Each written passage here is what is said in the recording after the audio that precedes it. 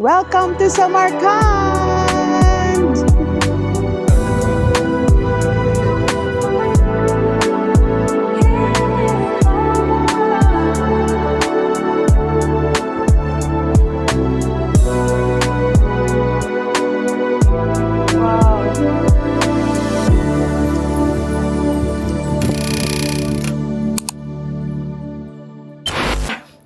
Good morning guys! Welcome back to my YouTube channel. And if you're new here to my channel, my name is Myra and I'm a mom and I have a son with special needs and I'm traveling with him right now.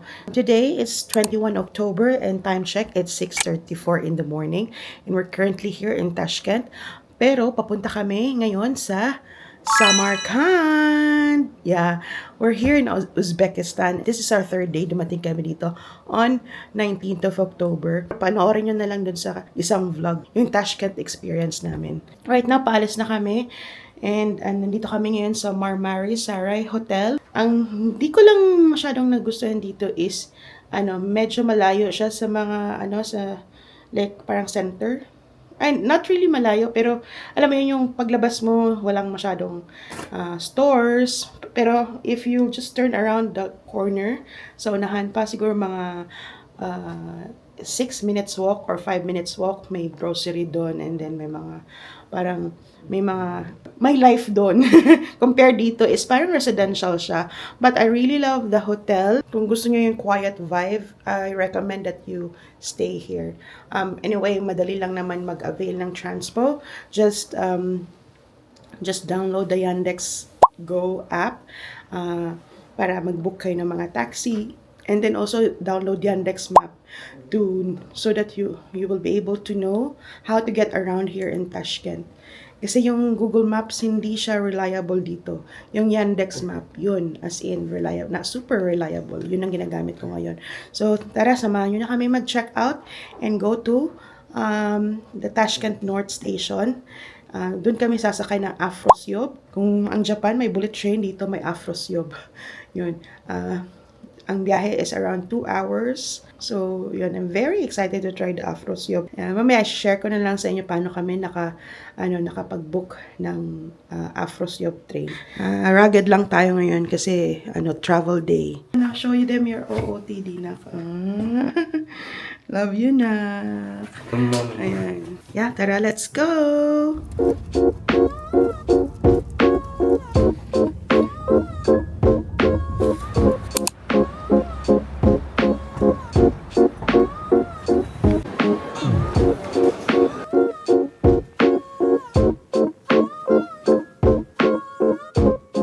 So yan, nandito na kami ngayon sa Tashkent Central Station or North Station.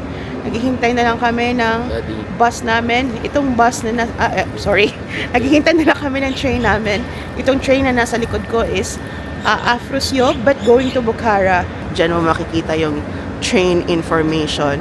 Like ito sa Bukhara, tapos 768 ang train number, and then ang cabin or carriage number is either 9 and 10. So hindi ka malilito kung anong train yung sasakyan mo because it's very informative sa nila, parang display nila. Though yung yung announcement is hindi English, pero pagkatapos dun sa loob, pwede naman kayo lumabas, tapos abangan nyo yung train nyo. And since 8 AM pa, 7:30 pa lang ngayon, ito, nagtatambay na lang kami dito, picture. Are you excited, Nak? Are you excited, Nak? To ride the train? Huh? Are you excited to ride the train? Nice, no? Amazing. Mabuti pa yung Uzbekistan may ganito, guys. Sana may ganito din sa Pilipinas. Ito na yung train namin. And we are on Carriage 4. So, doon pa kami. Doon pa.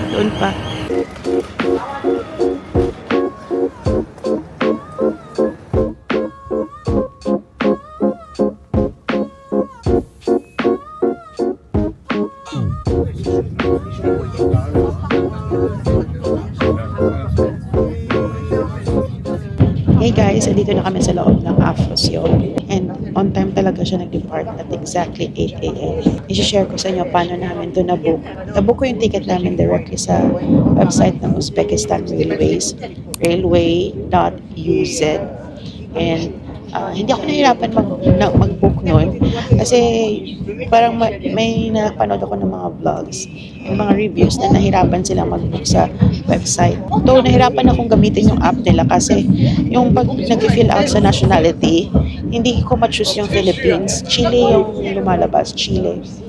So, ang ginawa ko, nag-website, I used their website instead of app. And then, yun nga, sabi nga ng mga tao na hirapan daw sila mag-book, magbayad.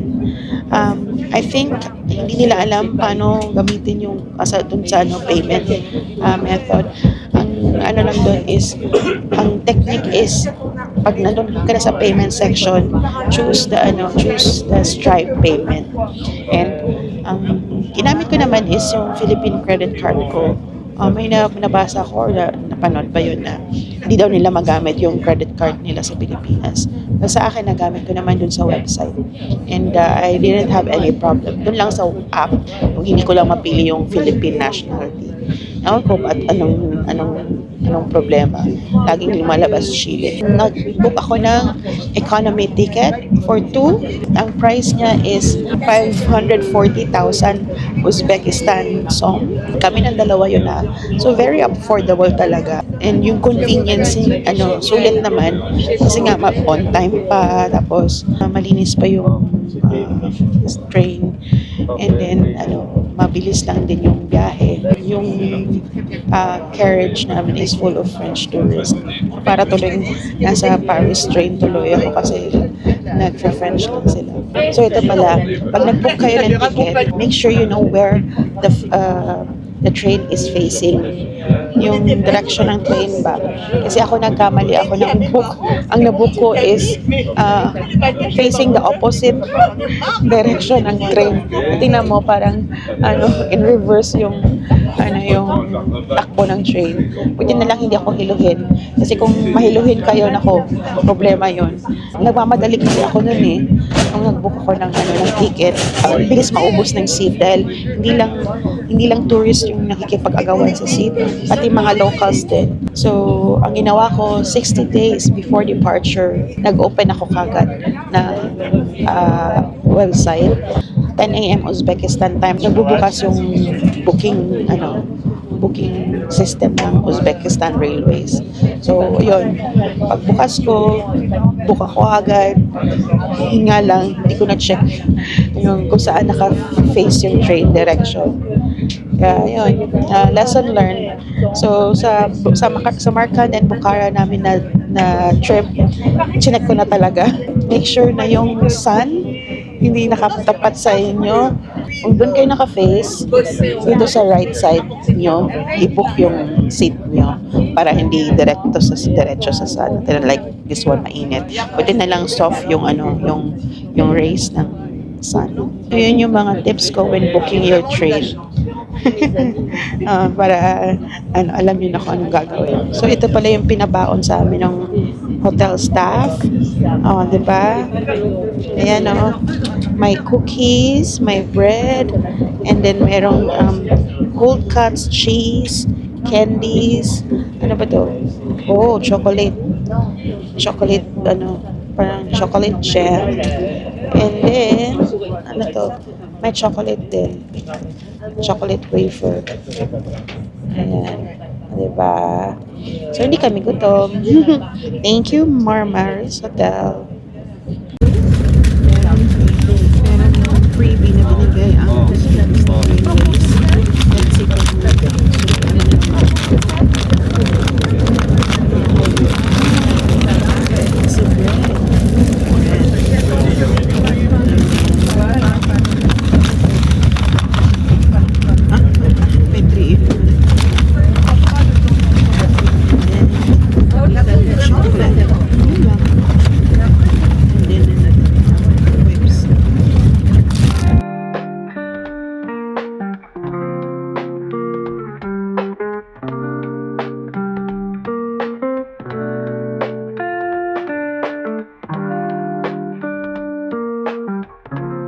So guys, nandito na kami ngayon sa Samarkand station. Medyo pinapahupa lang namin yung crowd bago kami lumabas ng station. And current time now is 10:30 in the morning, and ang current temperature here sa Samarkand is 19 degrees. How was the train ride? So behind me is the Samarkand station.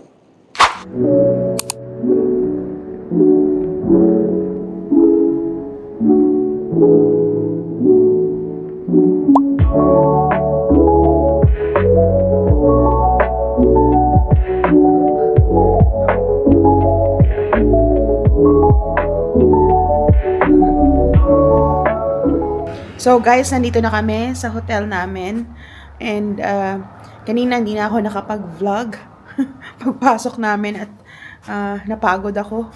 Nag-transfer din ako ng files, and then naghanap ako ng makakainan for lunch kasi hindi ko pala nalista. Ang meron lang yung dinner namin. Ito, paalis na kami. Magla-lunch muna kami. May malapit na parang Somsa dito.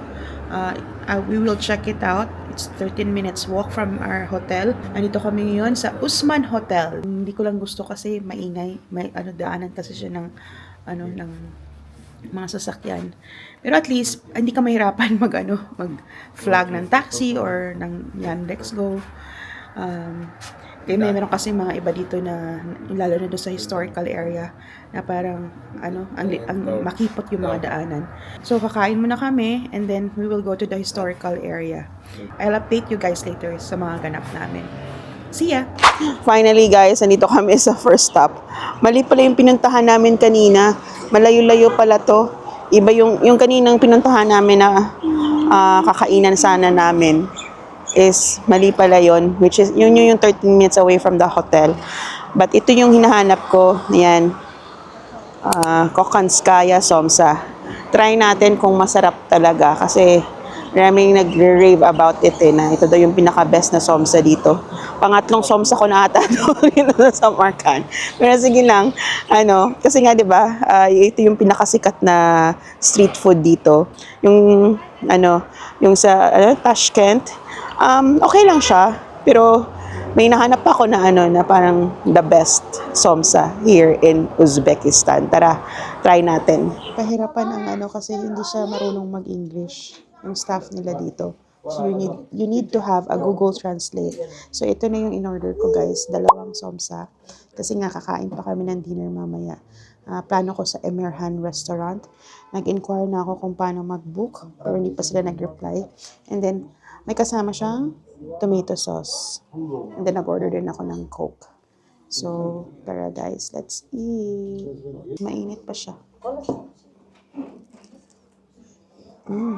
Bango. Ang init pa dahil. Ang init pa. Itong dough niya is very tasty.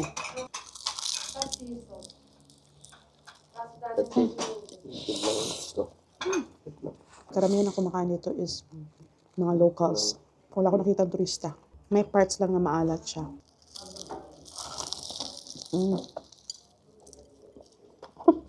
Narinig yun. Hindi ko muna siya nilagyan ng tomato sauce. Kasi gusto ko tikman talaga yung kabuuan niya na walang sauce. So far, sarap nga. Maalat lang ng konti. But compared dun sa Tashkent, mas gusto ko to. Nalagyan naman natin ng tomato sauce.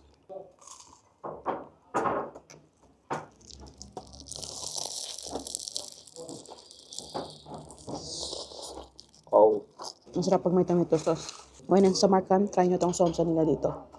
Sobrang sarap. Sarap. Yung anak ko nasarapan. Pero yung gusto ko sa anak ko kasi walang pili sa pagkain. Pero magsasabi naman siya kung hindi niya bet. So far, bet niya ang Uzbek cuisine.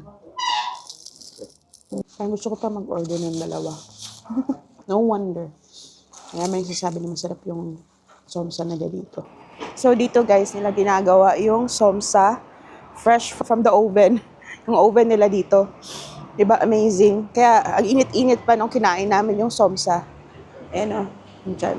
Kaya pag nandito kayo sa Samarkand, Ah, try nyo talaga dito. Kokonskaya Somsa. As in, confident talaga sila. O, number one, nilagay nila dyan. Ito talaga yung literal na street food. Kasi sa sidewalk talaga nila niluluto yung yung somsa.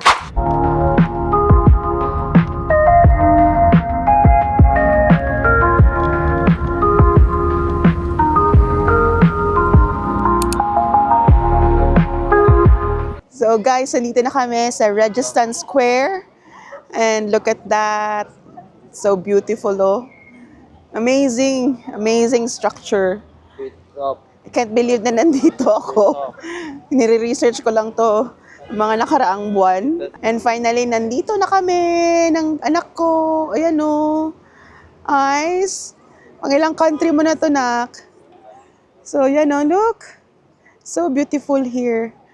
Maraming turista. Look at that. There, oh. Pag ganitong oras. Peak season kasi yung October. Because of the weather, mild weather. Hindi na siya ganun kainit, hindi rin siya ganun kalamig. So look at that, guys. So beautiful. Mamaya, mas lalong gaganda yan pag pag sunset. Right now, it's golden hour. So papasok tayo dyan. Meron dong dun, oh. Yan. Nandyan ata yung ticket office. Or nandun ba sa kabila? Di ko lang sure. Mukhang nandun. Andun yata. Yeah. No. Here. Kasi dun galing yung mga tao eh. Ayan, oh. So, puntahan natin. Ang ganda ng park surrounding the Registan Square. May mga nagpo-photoshoot. Sarap tumambay dito. Ang dami nagpe-prenup. So, dito tayo bibili ng ticket, guys. Ito yung ticket, guys. 200,000. Lahat. Dalawa na kami. Bale, 100,000 per person. Okay, go. So, ganun lang, guys. Ang pagpasok, iscan nyo lang tong ticket na to. And automatic na siya. Magka-count. If 2% na makakapasok.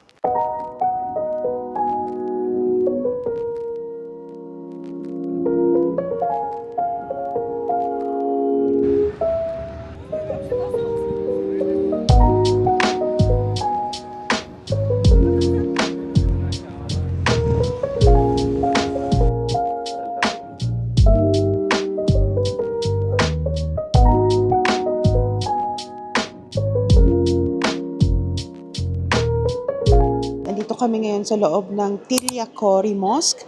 Kaya pansin nyo, naka-headscarf ako as a sign of respect. Napakaganda dito, guys. Tingnan nyo, oh, yung ceiling. Grabe. Very intricate ang pattern niya, guys. Ang Tiliakori pala translates to gold covered. Sobrang beautiful niya, guys. It's like shimmering. Ganda pala ng combination ng blue and gold, no? Dito kami sa loob ng isang madrasa. And as you can see, yung mga maliliit na kwarto, that was classrooms before because madrasa is a learning center. And ngayon, ginawa na nilang souvenir shops. Ganun talaga, di ba? As time passes by, nagkakaroon ng mga changes. Ikagaya dun sa Kolkedash Madrasa dun sa Tashkent, which is still a learning center. Guys, we're now inside the Ulugbek Madrasa. Out of the 3 madrasas, ito yung pinakamaganda kasi there's no construction going on. And aside from that, sobrang peaceful dito. Ang daming puno. Ayun, oh. And so guys, tapos na kami dito sa Registan Square. And we're on our way to Emirhan Restaurant for dinner. We want to experience dining al fresco. And then may kasi dun sa terrace nila, may magandang view ng Registan Square. So sana mabigyan tayo ng magandang table. Kung pupunta kayo dito sa Registan Square, I recommend na kayo ng tour guide so that you will know the history of this place. Sa kami hindi na kami nag-avail kasi we're on a budget. But siguro kung may budget, may mas malaki akong budget, I will avail of the tour guide. Kasi may mga fun facts dyan sa isa sa mga buildings. And ang ginawa ko na lang, Google na lang. Hindi ko lang sure kung magkano yung additional fee pag may guide. But if you're a budget traveler like me, walang problema. Kahit walang guide, mag-Google na lang kayo. This is such a beautiful place. Oh, tingnan nyo naman ang background. Oh,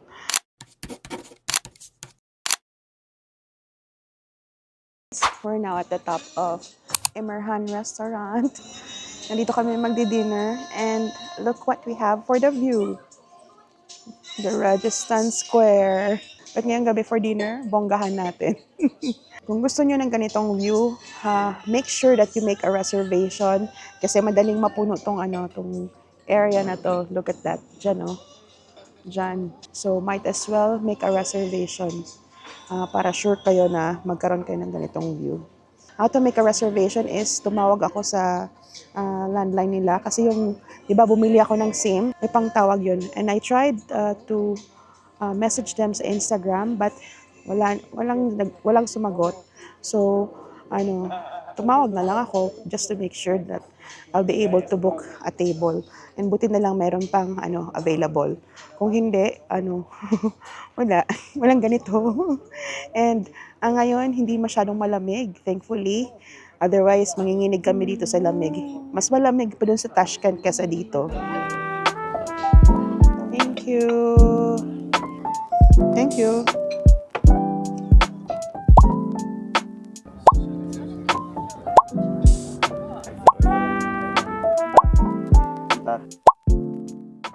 So guys, nandito na yung food. Try natin to. Let's try first without the sauce. Now let's try with the sauce.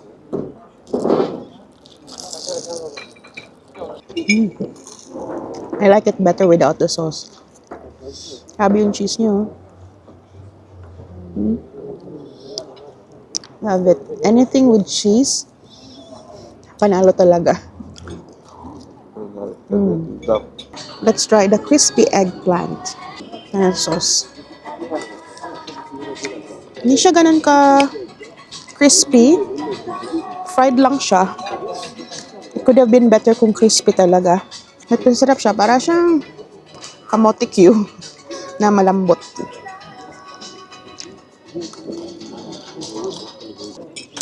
Sarap ng salad.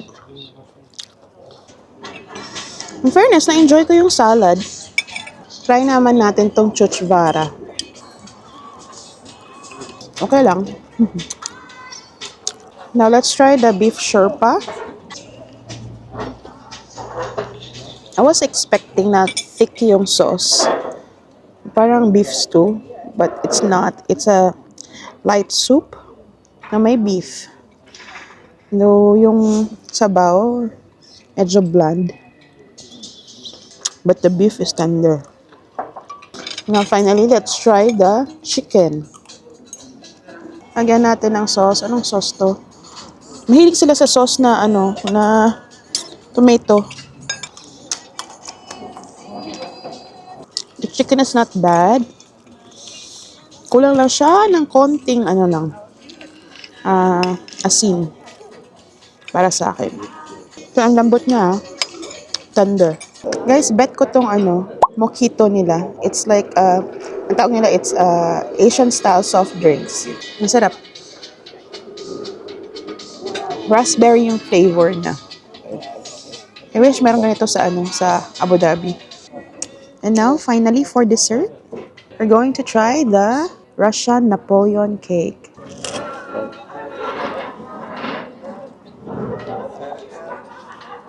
Ganito ba talaga to? Hindi crispy. It's flaky pero hindi siya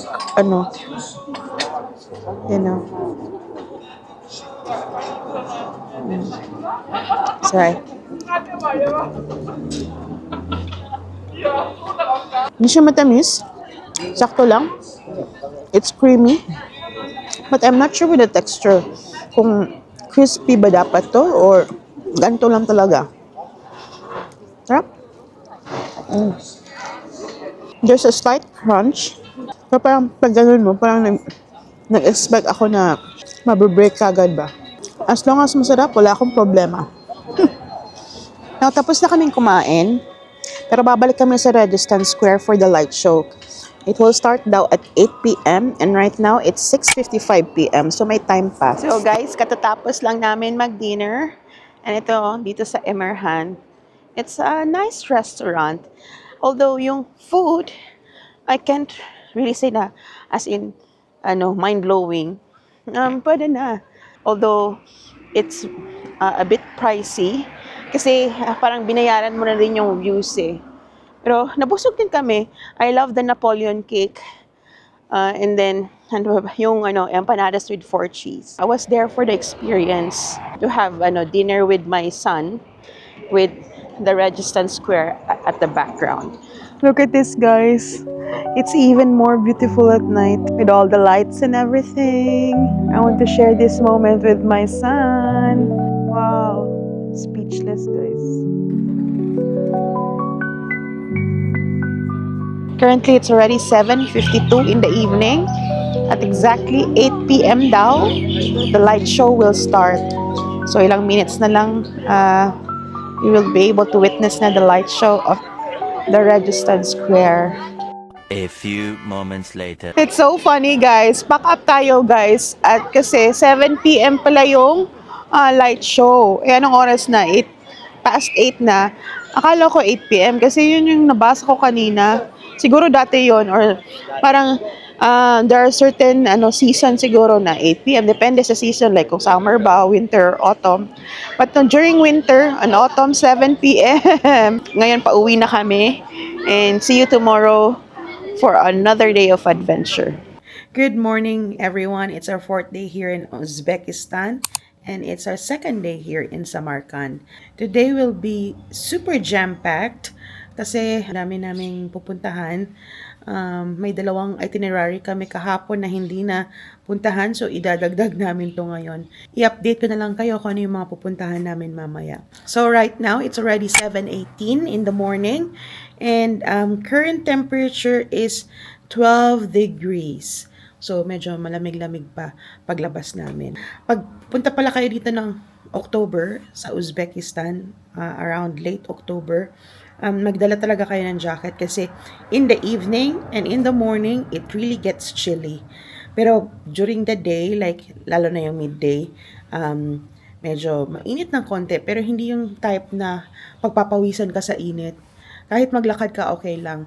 But you need something you need to wear in layers like light t-shirt during the midday, tapos patungan mo lang ng either scarf or light jacket or windbreaker. Hindi na kami magbe-breakfast today kasi kailangan namin pumunta dun sa isang itinerary namin na dapat maaga ka. It's the Shah Izinda Necropolis City. Kailangan maaga ka dun para to avoid the crowd. And I've really heard great reviews about that place. Super ganda daw. Aside sa Registan Square, yun yung one of the highlights here in Samarkand, yung Shah Izinda. So, wala nang paligoy-ligoy pa. Tara, let's go!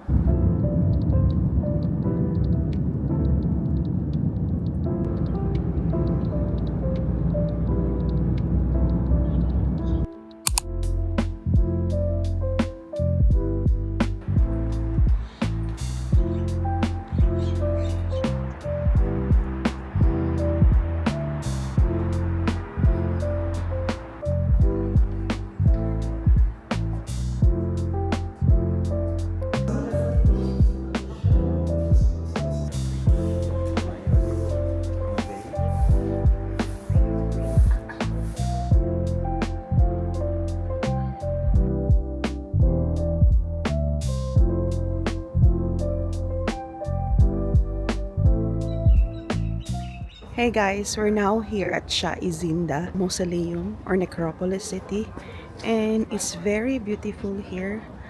Grabe, and so peaceful. Nung dumating kami dito before 8, wala pang masyadong tao. But now, it's 8:33 in the morning. Medyo nagdadatingan na yung mga tourist. Grabe no, na-maintain nila tong ganitong place, and may mga pa talaga graveyard talaga sa loob. And So be respectful, huwag masyadong maingay dito, and huwag nung ipatong yung mga gamit nyo sa grave. Of course, there's no need for headscarves. Basta wear decent clothes. Tapos na kami sa Shaizinda, and we're now here at Hazrat Kizir Mosque. Katabi lang to ng Shaizinda. And since this is a mosque, we need to cover up as respect to the religion. So, ang mosque na ito is very popular because it's the most beautiful mosque here in Samarkand. Entrance is free here. So, pag free ang entrance, doon tayo. Doon lang sa Shaizinda may bayad. 100,000 for adults, and for teenagers, 25,000. Pero okay lang, okay naman, worth it naman yung bayad kasi maganda yung Shaizinda. Look at their design, guys. It's so intricate. Pati yung tile work niya, guys. Ang cute ng color combination, no? From here, tanaw mo na yung Bibi Kanim Mosque and the Mausoleum. This mosque pala is situated in a hill, kaya kitang-kita mo yung view ng Samarkand. Aside from being a mosque, dito din pala nakalibing yung first president ng Uzbekistan, si Islam Karimov. I think nandyan nata yung libingan niya. Ganda ng libingan niya, guys, no?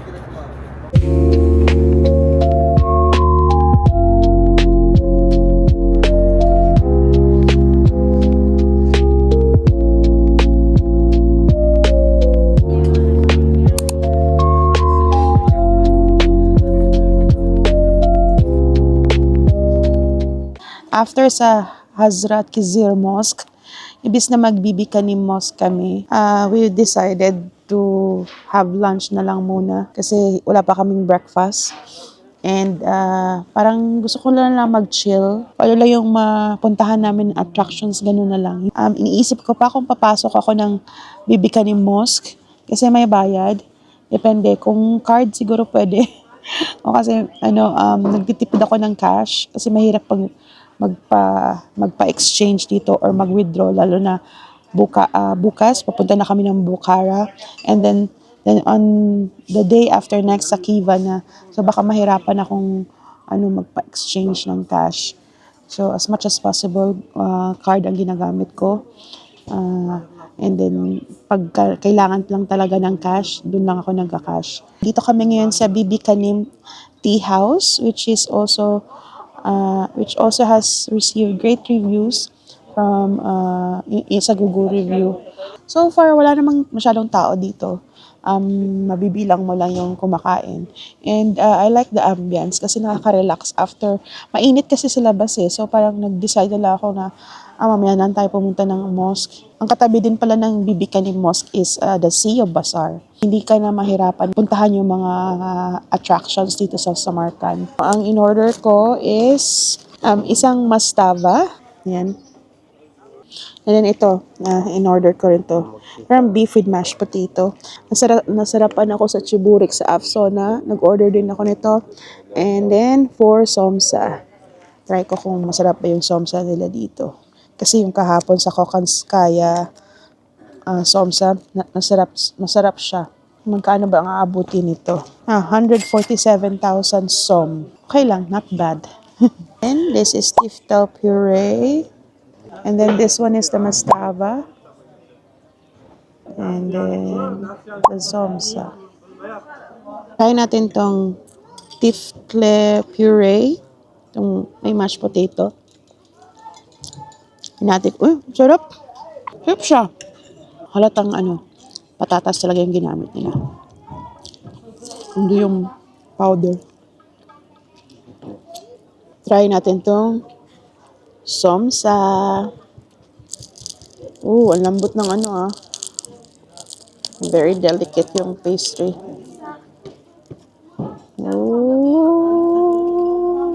Let's try. Mukhang lamb siya, guys. Ito, sakto lang ang lasa. Hindi siya salty. Sarap ha. In fairness, sarap ng mga food nila.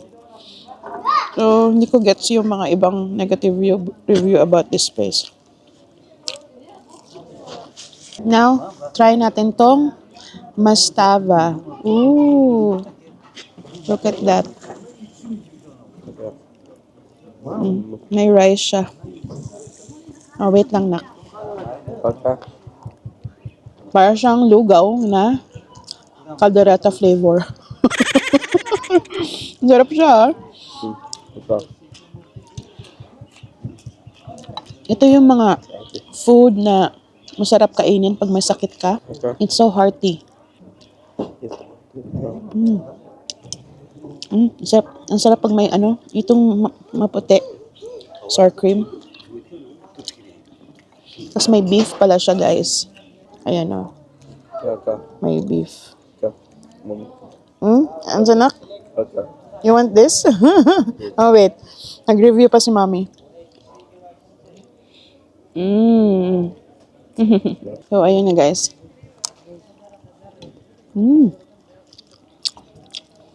This is so good, ha? Hindi kagaya yung beef Sherpa kagabi doon sa Emirhan. Hindi ko bet. Masyadong bland. But this one, it hits the right spot. And lastly, guys, we're going to try the chiburek. Remember the chiburek sa Afsona? It's the same. And nasarapan ako doon. So, yeah, nag-order ako nito ulit. Let's try kung masarap din to. Oh, may siya. May beef siya. Hindi ko natanong kung may cheese. But this one, it's all about meat. Ang sarap kasi yung cheese eh. Let's try.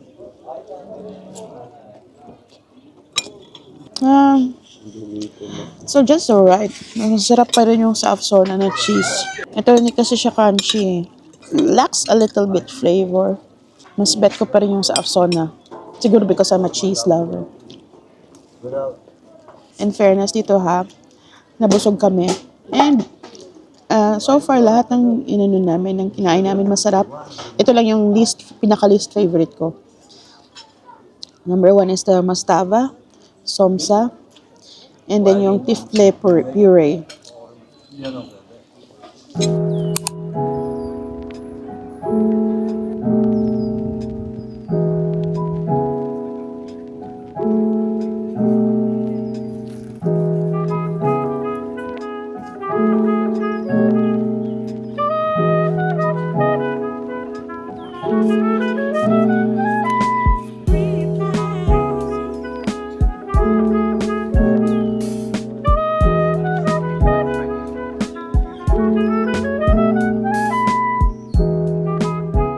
So guys, nandito na kami sa loob ng Bibi Kanim Mosque. Fun fact about this place is that it is intended to be the jewel of Timor's empire. And it was also built to be the largest mosque in the world. Sobrang pagka-ambitious ng project na to. Pinush nung architecture ba yun or ng whoever built this, yung construction techniques to the limits. But after a few years, nagkaroon ng problema dun sa structural integrity niya.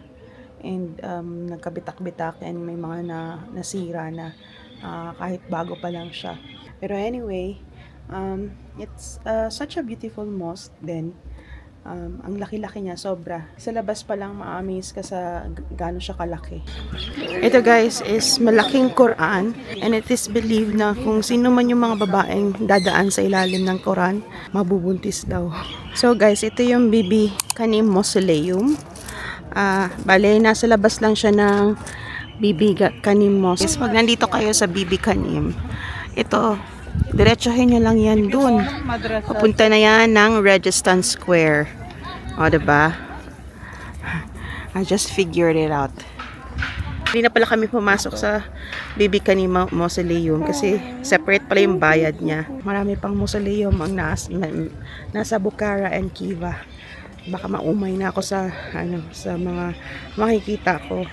So, at least nakatipid din kami ng entrance doon. So, from here, doon tayo sa Siyub Bazaar. And pakita ko sa inyo gaano kalapit ang Siyub Bazaar ha. Wait lang.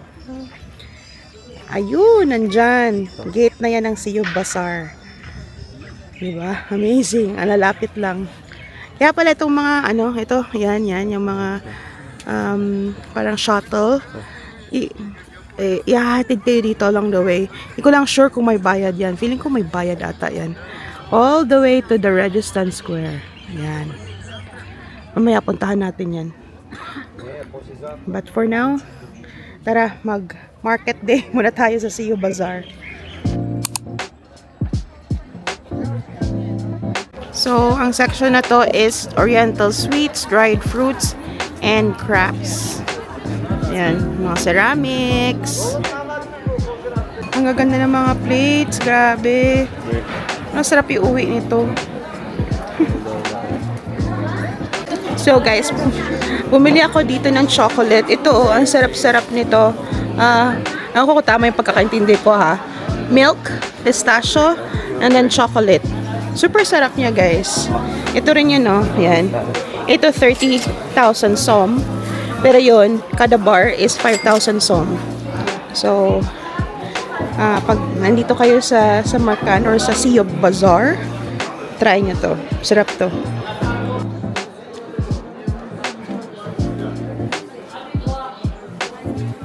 Dito guys, bilihan ng mga dupe. It's like Uzbekistan hat. And bumili din ako para sa anak ko ng isa. Diba? So nice. Ayan. Made of wool. Lalang souvenir. Mas gusto ko yung bazaar dito sa Samarkand. Mas gusto ko tong Siyo Bazaar kesa sa Chorsu Bazaar. Iba yung vibe dito. Napaka-organized, napakalinis, napaka-maaliwalas. Compared dun sa Chorsu Bazaar na medyo magulo. Ang gaganda din ng mga scarf guys. So, kaso mahal. 250,000 som. Ganda sana. Ito silk ata to. Siyempre, Silk Road. Oh my gosh. This is silk? Silk. Yeah. What dress is the highest? How much? 150,000. Oh, 150,000. 100 down. 100 na lang daw, guys, itong silk scarf. Natatempt ako, guys. Pero hindi ko alam kung saan ko gagamitin. This one, guys, ang ganda-ganda, super ganda. My favorite color. 100% silk. Baka sa Bukhara na lang siguro ako bibili. Huwag muna ngayon at baka ma-short ako ng cash. Pero super ganda nung scarf, 100% silk, tapos favorite color ko pa. Ay nako, tingin-tingin lang muna tayo guys at baka wala na tayong pera pagdating ng 12th day.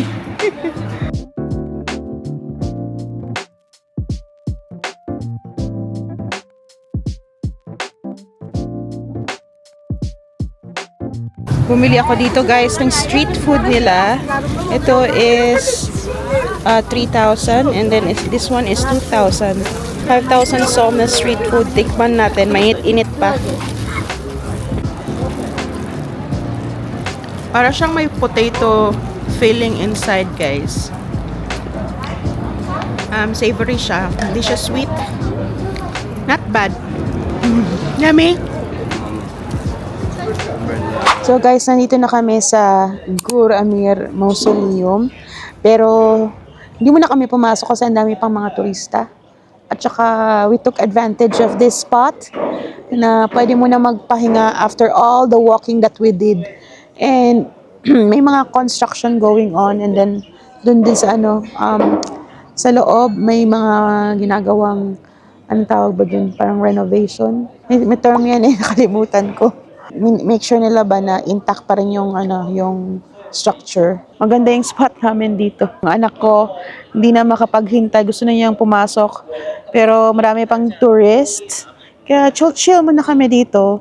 Nakikinig sa mga huni ng ibon. And then nagpi-people watch. Diba? Sa labas pa lang, super beautiful na yung libingan ni Amir Timur. Just a quick observation. Wala akong masyadong nakitang Filipino tourists here unless galing ng Dubai or Abu Dhabi.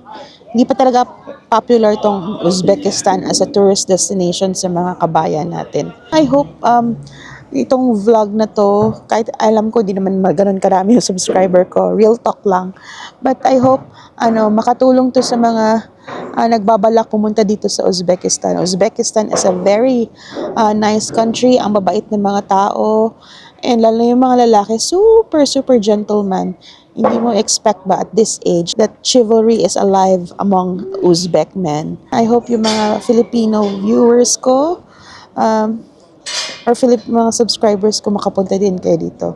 One of the cheapest country in the world, still standing pa rin yung mga historical landmarks. And food is, it's okay. The food, hit or miss. May mga restaurant na hindi ganun kasarap, meron din restaurant na super sarap.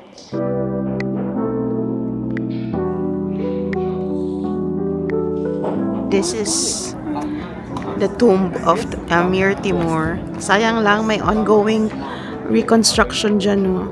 Pero look at the tile work, guys. Trademark na talaga nila tong blue tile works. Imagine ko na kung paano nila ginawa yan, no? Piece by piece. Grabe.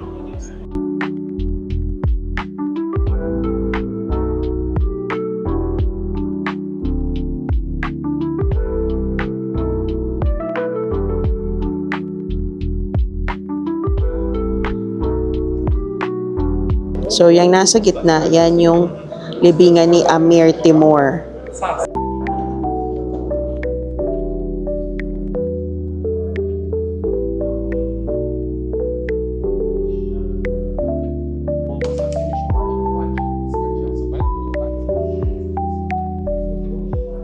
So, nasa likod to, guys. Nasa likod ng mausoleum. Umikot kasi kami. Tapos yun, nakita ko nga na may papasok dito. Ala ko, parang nga lang, may tiningnan na sila. Yun pala, yun na yung entrance sa sa mausoleum. Mahirap kasi makipag-usap dito, guys, sa mga sa mga parang staff. Kasi hindi nga sila marunong mag-English, mabibilang mo lang. Need pa talagang mag-Google Translate. Baka mag-snacks muna kami bago kami pumunta ng Registan Square or mag-dinner. Let's see. Lakad kami galing sa Goramir Mausoleum to here sa Manti ni Zakas. Sa Google Maps, hindi siya yung ganun yung exact na location niya. Lakad ka lang ng konti, tapos may makikita ka signboard, Manti ni Zakas. It got 4.9 Google rating review. So, marami nagsasabi na masarap daw yung manti dito. May steamed, may fried din. And then, dito muna kami tatambay while waiting for the light show sa Registan Square. Kasi 7 p.m. pa dun eh. Sayang hindi ko nakunan ng video yung dinaanan namin. It will give you a glimpse of what the Samarkand's neighborhood looks like. Concentrate ako sa pag-navigate kasi kasama ko yung anak ko. It's better to be safe than sorry. So ito ngayon, nag-order kami ng parang fried. Kala ko beef din to, pero it is pumpkin manti. And then this one, it's beef manti. Yan. So try muna natin tong pumpkin manti. Tapos meron na siyang cream. Yan.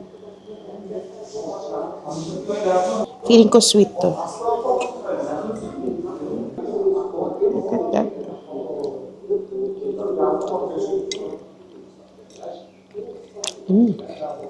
Sweet nga, pero may nalalasahan akong spice. Ewan ko kung ano yung nalalasahan ko na parang strong na spice. Sorry guys, hindi ko ma-describe. But there's some kind of spice in it.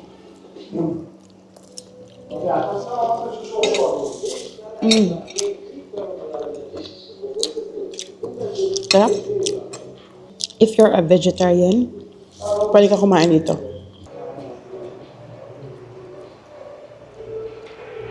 Next, try naman natin tong beef manti nila.